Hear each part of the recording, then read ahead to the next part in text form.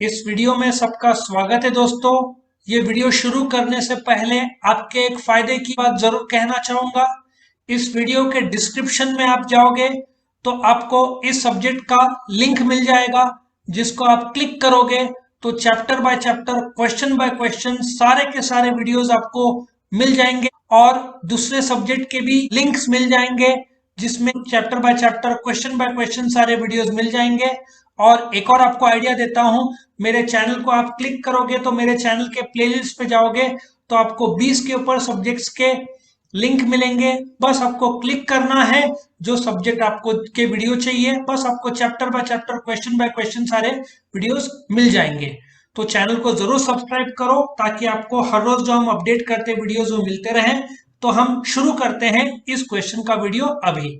अभी हम third function of management ले रहे हैं, विच इज स्टाफिंग। पहले तो तुम देखो, फर्स्ट, सेकंड, थर्ड, तुम क्या बोलोगे? Staffing is the third function of management. It comes after the organising, it comes before the directing. बराबर है। तो अभी स्टाफिंग पे चर्चा करेंगे, बहुत इजी है, तुम्हारा फटाफट हो जाएगा। Let us come to the staffing function. सबसे पहले हम इसका मीनिंग देखेंगे और फिर मैं इसका डिटेल में एग्जांपल बताऊंगा। तुम इंट्रोडक्शन बोलो या मीनिंग बोलो तो भी चलेगा।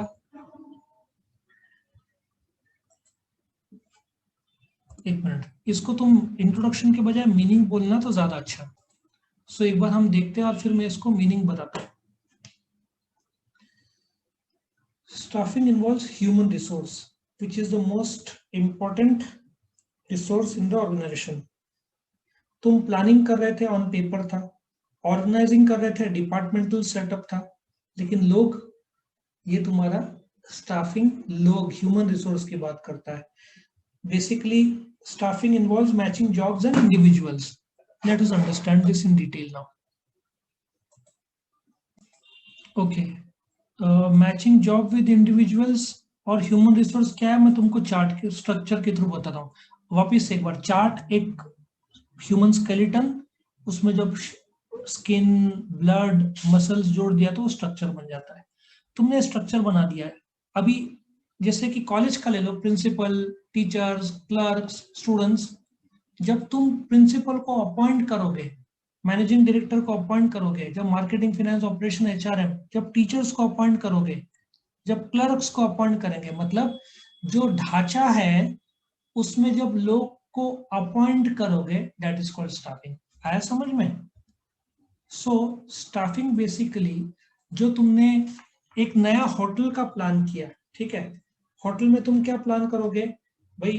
होटल में कुक, शेफ तुमको लगेंगे, कैशियर लगेगा, वेटर्स लगेंगे तुमको, है ना, क्लीनिंग के लिए मेड्स लगेंगे, और यदि रूम्स रहेगा तो लोग लगेंगे बेडशीट्स बदलने के लिए, बैक ऑफिस रहेगा, फ्रंट ऑफिस रहेगा, जिम रहेगा, स्विमिंग पूल रहेगा, है ना, बहुत सारे चीज रहेंगे। तो बेसिकली स्टाफिंग मतलब ऑर्गेनाइजेशन स्ट्रक्चर में जो जगह था, जो तुमने ढांचा बनाया था कि 1 प्रिंसिपल, 6 टीचर, 4 क्लर्क्स, वो तुम लोग भरेंगे उस जगह पे। सो ह्यूमन रिसोर्स देखा जाए तो स्टाफिंग से शुरू होता है। लेकिन स्टाफिंग में क्या क्या काम होता है, ये डेफिनेशन में बहुत अच्छा दिया हुआ है। सो मैं एक बार डेफिनेशन तुमको रीड करवाता हूँ और फिर एक्सप्लेन करता हूँ ये क्या है।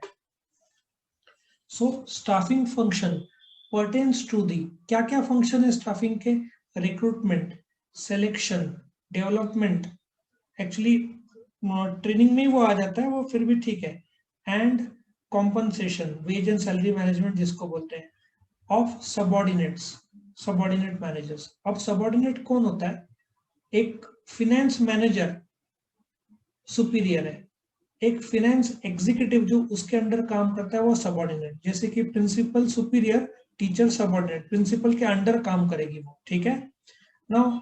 एक एक करके ये मैं तुमको बताते जाता हूँ। ये पहला तो है रिक्रूटमेंट। स्टाफिंग में क्या क्या काम होता है वो मैं लिख के बताऊंगा।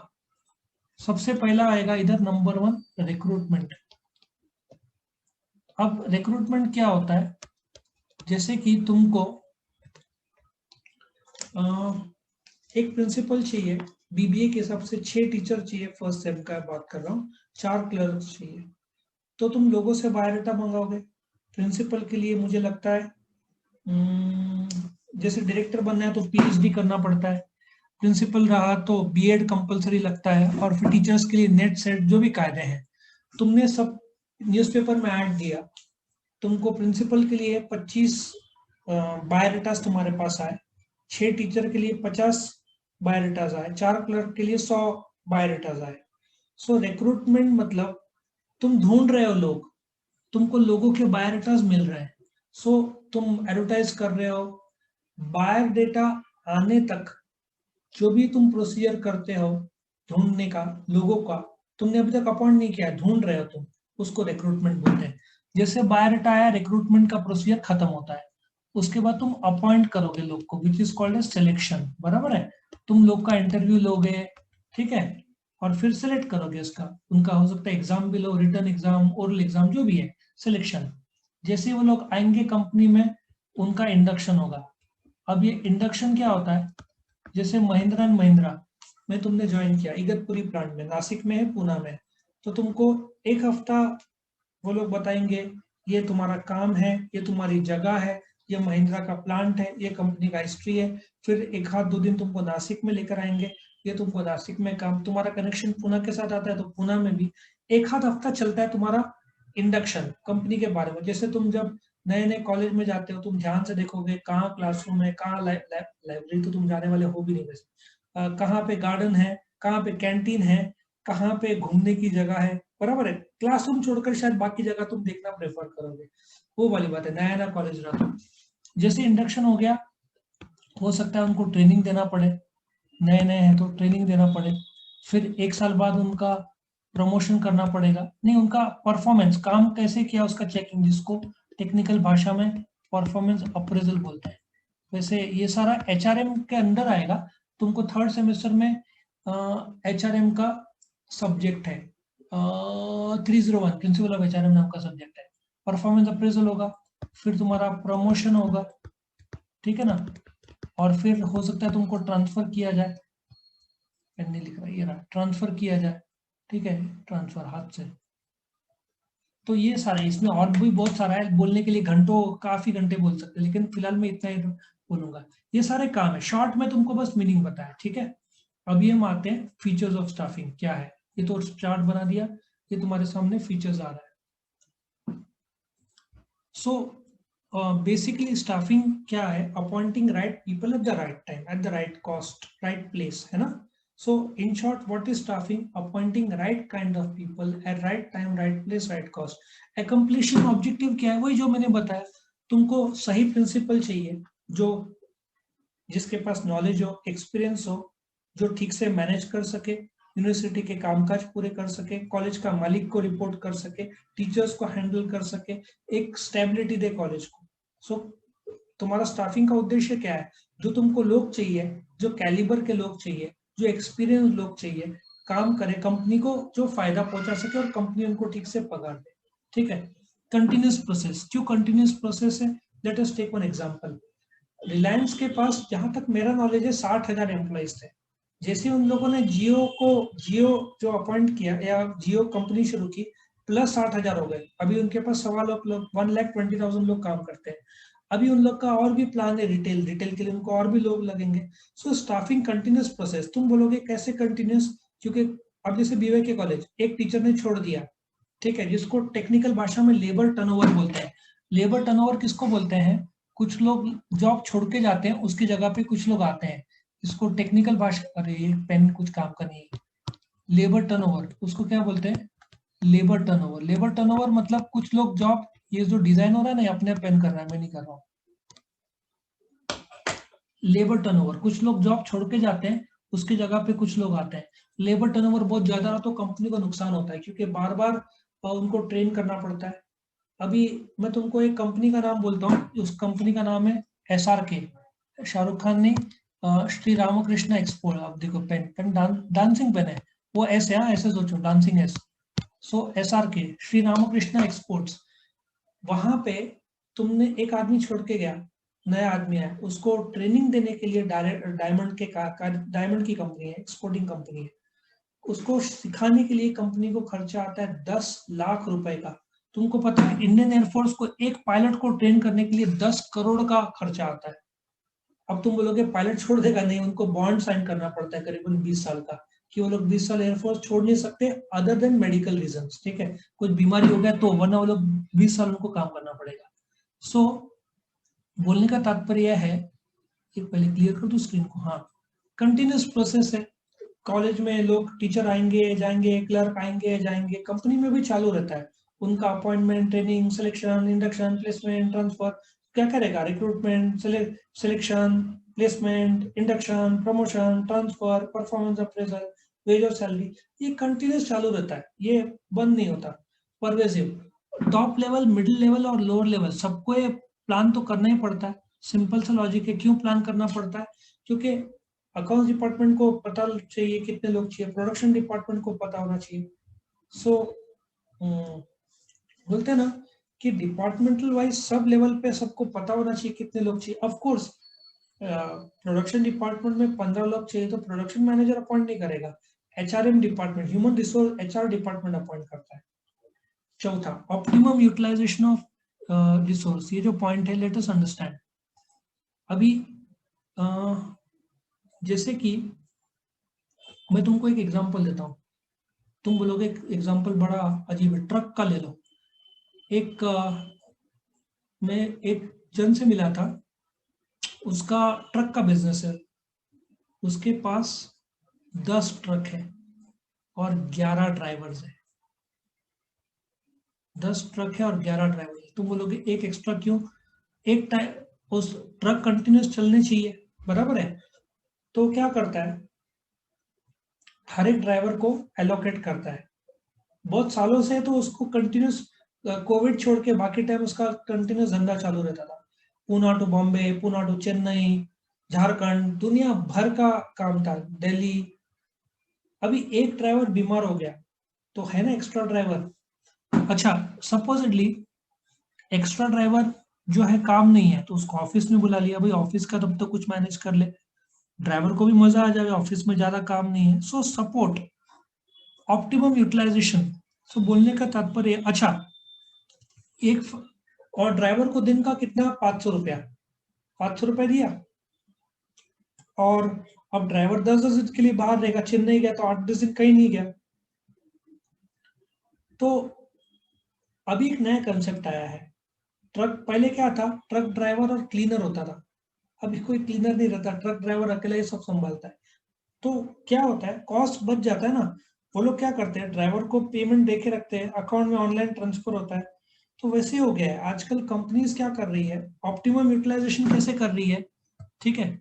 ऑप्टिमम यूटिलाइजेशन का सिंपल लॉजिक ये है आजकल कि कि कंपनी, बोलते हैं ना, बैंक्स खास करके पासबुक के लिए अलग आदमी नहीं, पासबुक प्रिंटिंग मशीन लगा दिया, जितना जरूरी है कैशियर और जितना आदमी जरूरी उतना ही रखना, बाकी कोई एक्स्ट्रा आदमी की जरूरत नहीं है। तो इस प्रकार से कंपनी, अब तुमको मैं एक और एग्जांपल देता हूँ फॉक्सकॉन का। फॉक्सकॉन वर्ल्ड की सबसे लार्जेस्ट कॉन्ट्रैक्ट मैन्युफैक्चर है।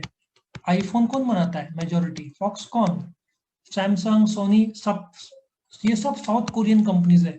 फॉक्सकॉन, पेगाट्रॉन, मैंने प्रोनाउंसिएशन ठीक से किया होगा, बट फॉक्सकॉन वर्ल्ड नंबर 1 है। अभी उन्होंने क्या किया, मेजोरिटी तो चाइना में बनता था आईफोन, अभी अभी इंडिया में शुरू हुआ, कुछ साल हो गए, तो उन्होंने रोबोट्स डाल दिए। उनको लग रहा था कि क्वालिटी ऑफ काम और लोग के बजाय रोबोट ज्यादा एफिशिएंटली काम करेंगे। एक झटके में चाइना में 60,000 लोग की नौकरी चली गई, 60,000 लोग को रिप्लेस कर दिए बाय रोबोट्स। और बाकी लोग थे वो प्लानिंग और एग्जीक्यूशन में, मतलब जितने लोग थे उनका इस्तेमाल, इस्तेमाल मतलब उनसे आउटपुट लेना बहुत बढ़िया। सो ऑप्टिमम यूटिलाइजेशन मतलब तुम्हारे पास जितने लोग हैं उनका काम तुम ऑप्टिमम लेवल पे करवाओ। पांचवा, concern with people. Why it is concerned with people? Because ultimately जब हम बात करते हैं स्टाफिंग लोगों की बात करता है, उनका अपॉइंटमेंट। अब मैं तुमको एक एग्जांपल देता हूँ, जियो गूगल का एग्जांपल देता हूँ, ठीक है। अरे ये पेन, गूगल ना, गूगल में क्यों इतना क्रेज है लोग को जॉब करने का, क्योंकि गूगल कंपनी में जैसे लोग बिजी रहते हैं, सवेरे से रात तक तुम काम करोगे, एक बार कंपनी में गए, तुमको भूख लगी, खाना कंपनी में ही, तुम्हारे कपड़े कैसे धोएंगे, तुम रात को लेट आएंगे, तुम कपड़े लेकर जाओ, गूगल के अंदर ही ये है सब सुविधा कपड़े धोने की, वहां पर डाल दो। तुमको आने के लिए गाड़ी नहीं है, गूगल तुमको कार देगा, ले भाई। अंदर के अंदर इलेक्ट्रिक कार्स है, तुम थक गए, नींद आ रही, स्लीपिंग पॉड्स है। अच्छा, एक आदमी की डेथ हो गई, उसकी वाइफ बोली कि मैं कैसे जीऊंगी, और गूगल बोलता है अगले 10 साल तक जितना तुम्हारा आदमी महीने का यदि 2 लाख कमाता था, तो हर महीने का 1 लाख तुम्हारे घर पे आएगा। बच्चे 18 साल तक एजुकेशन हमारी जवाबदारी। सो कंसर्न विद पीपल है ना, तुम लोगों का ध्यान दो, लोग तुम्हारे पास काम करेंगे। इसलिए गूगल इतना सक्सेसफुल है, क्योंकि वो वर्ल्ड क्लास लोग को अपॉइंट करता है। अपॉइंट भी करने का एक बहुत अच्छी पिक्चर थी गूगल की, मुझे नाम नहीं याद आ रहा है, तुम गूगल सर्च करना, पिक्चर का नाम क्या था, हाँ याद आया। तो मूवी का नाम था द इंटर्नशिप, बहुत कॉमेडी फिल्म है। उसमें जो प्लॉट है उसका, उसमें दो सेल्समैन रहते हैं, वो जहाँ पे जॉब करते हैं उनकी नौकरी चली जाती है, ठीक है, और ये लोग दोनों गूगल में इंटर्नशिप के लिए अप्लाई करते हैं, और ये लोग कुछ भी उल्टे पलटे आंसर, लेकिन क्रिएटिव आंसर देते हैं, और गूगल इनको सिलेक्ट करता है कि भाई इंटर्नशिप, नौकरी के लिए नहीं, इंटर्नशिप के लिए। तो आ, वो इंटर्न्स में और भी बहुत सारे लोग हैं, और सब जबरदस्त इंटेलेक्चुअल और दिमाग वाले लोग हैं। तो कुछ लोग होम स्कूल्ड है, कुछ लोग नर्ड्स बोलते हैं ना, NERD, एकदम जबरदस्त इंटरनेट में। ये लोग ना कुछ न कुछ उल्टा पलटा दिमाग लगाकर काम करते रहते हैं, और बाकी नर्ड्स है ना, जो लोग रहते हैं, इनका कंपटीशन उन लोग के साथ रहता है, और किस प्रकार से ये लोग क्रिएटिव काम करके, जो जिनको नौकरी मिलना नहीं चाहिए, नर्ड्स को मिलना चाहिए, बिकॉज वो लोग पूरे जबरदस्त नॉलेज के रहते हैं, नौकरी इन दोनों इडियट्स को मिलता है, क्योंकि ये लोग कुछ ना कुछ क्रिएटिव। तो कंसर्न विद पीपल जो गूगल है, इट टॉक्स अबाउट पीपल, और वो लोग जरूरत पड़ने पर ऐसे भी लोग को अपॉइंट करता है जो हाईली क्वालिफाइड नहीं हो लेकिन क्रिएटिव हो। छठवा, मैं तुमको एक एग्जांपल एप्पल का देता हूँ। ये एप्पल का लाइव है, मेरा एक स्टूडेंट है, उसका फ्रेंड है। एप्पल ने पुणे में, एक मिनट, एप्पल माउस से लिख रहा हूँ इसलिए हैंडराइटिंग अजीब आ रहा है। एप्पल कंपनी ने एक पुणे में इंटरव्यू, नहीं तुम, अरे तुमको एक लाइव बताता हूँ, एप्पल का भी बताता हूँ, आईएम्स का भी बताता हूँ। आईएम्स ने में एक, जैसे तुम, एक बंदे ने 97 98 परसेंटाइल हुआ, तो बाद में लोग इंटरव्यू लेते हैं लायक है कि नहीं। ऐसे चार एक आईएम्स के इंटरव्यू बहुत जबरदस्त रहते हैं। एक आदमी से पूछा, उसको बुलाया कि तेरे को कॉलेज में एडमिशन देना है कि नहीं, उसको पूछा, सपोजिटली तुम लोग स्टूडेंट हो, मैं तुम्हारा इंटरव्यू ले रहा हूँ, स्टूडेंट आईएम्स में एडमिशन के लिए, मैं तुमको पूछता हूँ, मैं तुमसे सवाल पूछ रहा हूँ, तुम बैठे हो सामने, कि भाई तुमको एक टफ सवाल पूछूं क्या 10 आसान सवाल पूछूं, ठीक है। तो ये जो एक बंदा था आईएम्स के, जो पोटेंशियल स्टूडेंट था, उसने पूछा सर एक हार्ड सवाल पूछो, ठीक है। तो वो इंटरव्यूअर उस लड़के को पूछता है, बताओ पहले दिन आया क्या रात आया, या पहले मुर्गी आया क्या अंडा आया, ठीक है, ये सवाल पूछता है। तो वो जो लड़का रहता है वो बोलता है कि सर पहले मुर्गी आई। तो बोलता है पहले अंडा क्यों नहीं। वो एक ऐसा जवाब देता है, इंस्टेंटली उसको आईएम्स में एडमिशन दे देते हैं, ले भाई तू आ जा, कल से आ जा आईएम्स में। सोचो क्या जवाब दिया रहेगा उस लड़के ने, उसको इंस्टेंटली बोल देते तू selected, selected, finalize. IIMs Ahmedabad का शायद ये केस था। इंटरव्यू उसको पूछता है कि भाई अंडा क्यों नहीं, तो स्टूडेंट क्या जवाब देता है, सर आपने एक ही टफ सवाल का पूछा था, आपने दूसरा सवाल पूछा है, आपने 10 इजी है, एक टफ पूछा था ना, आप दूसरा नहीं पूछ सकते फिर। देखो उसका प्रेजेंस ऑफ माइंड। तो आईएम्स में बंदा सिलेक्ट हो जाता है। एप्पल का एक इंटरव्यू का किस्सा बताता हूँ। मेरा एक स्टूडेंट का फ्रेंड है पुणे के, उनको बहुत कम लोग चाहिए थे, शायद एक या दो ही चाहिए थे, और पुणे के सारे कॉलेजेस के स्टूडेंट्स थे। सवेरे 7 बजे उनको बुलाया था इंटरव्यू के लिए और लिया था इंटरव्यू रात को 12 बजे। मतलब सोचो, 16 घंटे रुका है। कुछ लोग स्टूडेंट नाराज हो रहे थे, ये रुका था, सबका इंटरव्यू लिया, सब जवाब देते गए। रात को 12 बजे इसका इंटरव्यू हुआ। इसको पूछा गया कि 1 साल बाद तू अपने आप को कहाँ देखता है। ये मेरे स्टूडेंट का फ्रेंड है। इसने एक ऐसा जवाब दिया, उसको उधर के उधर बोल दिया कल से आ जा जॉब पे। सोचो क्या उसने जवाब दिया होगा कि उसको तुरंत सेलेक्ट कर लिया, तुरंत। अच्छा, वो एक थर्ड बी ग्रेड कॉलेज में था, मतलब वो एक नॉर्मल स्टूडेंट था और टॉपर्स और इंटेलेक्चुअल्स आए थे, पूरे बेस्ट ऑफ पूना के कॉलेज आए थे, ये तो एवरेज कॉलेज का था। फिर भी बाकी लोग को उड़ा दिया, उन्होंने इसको सेलेक्ट किया इसका एक जवाब से। सोचो क्या जवाब दिया होगा उसने। कॉलेज ने, वो एप्पल कंपनी के इंटरव्यूअर ने उससे पूछा 1 साल बाद तो अपने आप को कहाँ देखता है।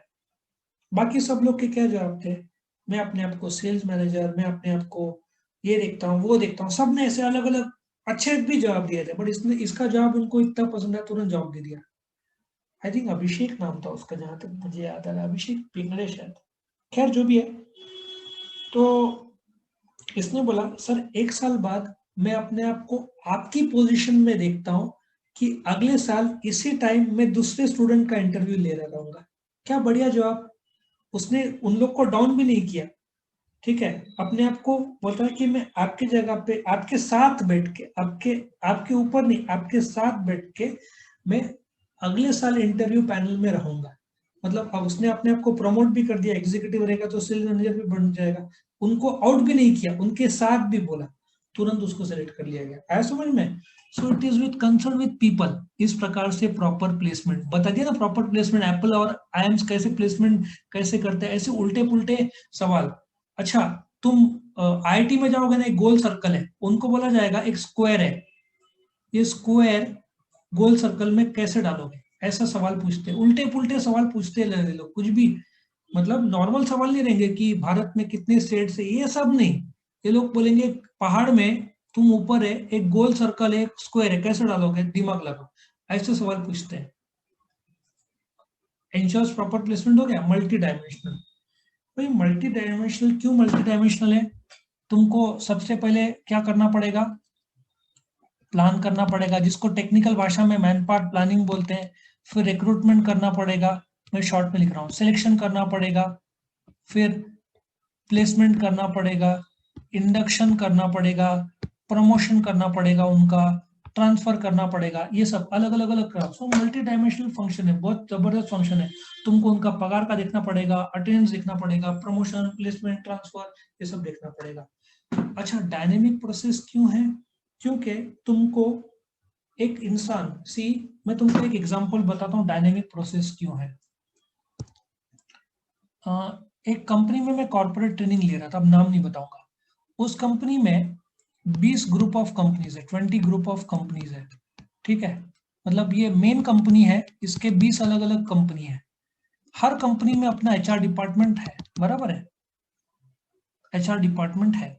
या ऐसे सोचो, main HR department main company का, वो 20 कंपनी को सप्लाई करते हैं लोग। ये 20 कंपनी में, एक कंपनी में एक एग्जीक्यूटिव था, ठीक है। वो बार बार झगड़ा करता था ग्रुप से, ठीक है। तो उसको यहां से शिफ्ट करके इधर डालते थे, यहां झगड़ा किया तो यहां से शिफ्ट करके यहां डालते थे। बंदा अच्छा था, टैलेंटेड था, लेकिन बिहेवियर। अच्छा, एक और खास बात बताऊंगा। एक आदमी को स्किल के लिए हायर किया जाता है, बट बिहेवियर के लिए हकाला जाता है। अब उसकी पहचान भी थी अच्छी और वो नॉलेजेबल भी था, लेकिन उसको कंपनी हकाल भी नहीं पा रही थी, रख भी नहीं पा रही थी।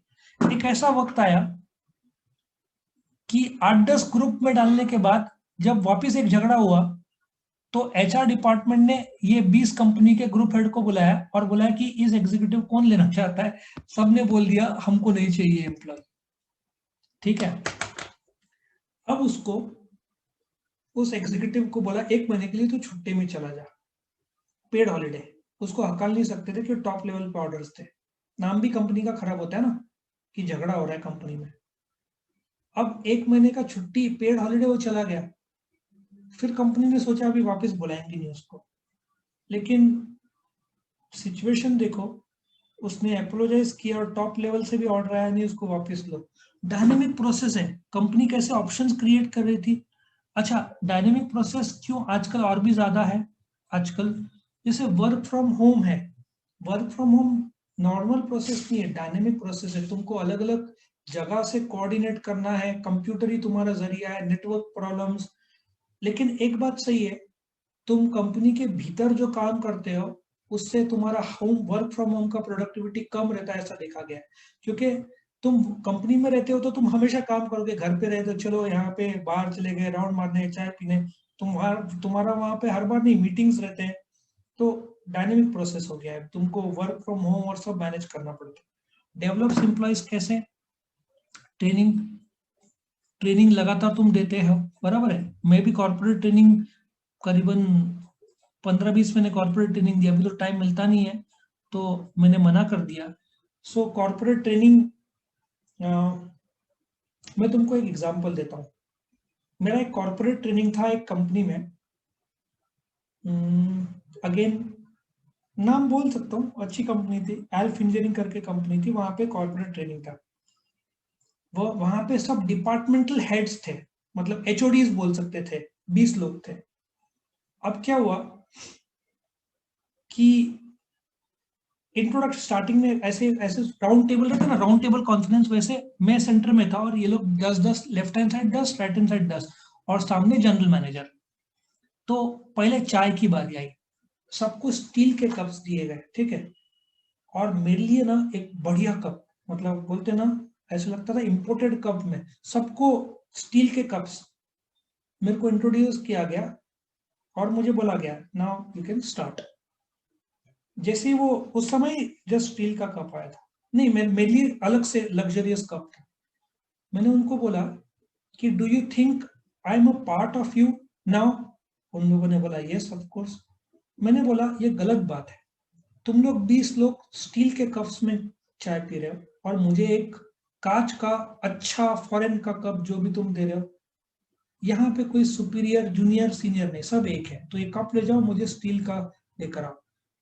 सबसे पहले जनरल मैनेजर की आंख खुल गई कि बायस क्यों, ठीक है ना, हमको सुपीरियर मान रहे इसलिए दिया, लेकिन मैंने बोला नहीं। उसके बाद हम गए इसमें लंच के टाइम में, लंच के टाइम में लंच किया। जब मैं वापस आया ना, जब मैं लंच, हम लोग, मैं सब एचओडीज के साथ तक, मेरे बाजू में जनरल मैनेजर था। जनरल मैनेजर दो खाना खाने के बाद जैसे हम 2-3 कदम आगे गए, मैंने बोला just excuse me for a second. General manager रुका, प्लीज बोल के मैं गया, वहां पे केटरर्स था कि 2-3 सर्वर्स थे, मैंने गया उनको थैंक यू बोला रिस्पेक्टफुली, वापस आया और गया नीचे। उस जनरल मैनेजर ने बोला हमको एक चीज सीखने को मिला, हमने कभी भी केटरर्स को थैंक यू या सर्वर्स को थैंक यू नहीं बोला था। आया समझ में। सो मेरे तौर पर वो ट्रेनिंग मेरा टॉपिक अलग था, लेकिन मुझे लगता है एक चीज जो शायद मैं उनको सिखा पाया, दैट वाज सेंसिटिविटी। तुम एम्प्लॉयज, वातावरण, लोगों के प्रति थोड़ा सेंसिटिव रहो। जैसे चाय का कप कोई सुपीरियर नहीं है, तुम मुझे क्यों सुपीरियर बना रहे हो, तुम मुझे वही कप दो जो तुम पी रहे हो, हम एक है, क्या प्रॉब्लम है। तो एम्प्लॉय का डेवलपमेंट कुछ तो सोचा होगा, तो मुझे एक मौका मिला सेवा करने का, ठीक है। और लास्ट में साइंटिफिक अप्रोच भाई, ये जो अपॉइंटमेंट है ऐसे नहीं होता। तुमको पता है, तुमको नहीं, क्लियर स्क्रीन करूं पहले, फिर एक और एग्जांपल देता हूं बढ़िया। नाउ साइंटिफिक अप्रोच क्यों है, तुम Hindustan Unilever company, Hindustan Unilever company में इंटरव्यू में जाओगे ना, पहला इंटरव्यू तुम्हारा लिया जाएगा फर्स्ट, ठीक है। तुमको पसंद, वो लोग ने पसंद किया, फिर पहुंच से लिख रहा हूं, दूसरा रिटर्न टेस्ट होगा तुम्हारा, ठीक है। रिटर्न टेस्ट के बाद तुम्हारा second interview, third interview, fourth interview, 4-4 interviews लेंगे भाई तुम्हारा। अच्छा, रिटर्न टेस्ट में भी साइकोलॉजिकल टेस्ट, साइकोमेट्रिक टेस्ट, दुनिया भर के टेस्ट है। मतलब आजकल अपॉइंटमेंट इतना आसान नहीं रहा, बैकग्राउंड चेक, मेडिकल चेक सब होने के बाद तुम्हारा अपॉइंटमेंट होता है। तुम सोचो, तुम एप्पल जैसी कंपनी या अ, दूसरे कंपनीज में तुमको कितना कठिनाई से गुजरना पड़ता है, उसके बाद सेलेक्ट होता है। आया समझ में? तो ये तुम्हारा नेचर या फीचर या कैरेक्टरिस्टिक्स ऑफ स्टाफिंग। वीडियो पसंद आया तो लाइक कीजिए, अपने फ्रेंड्स के साथ शेयर कीजिए, उनका भी फायदा हो, और चैनल को सब्सक्राइब कीजिए। Thank you.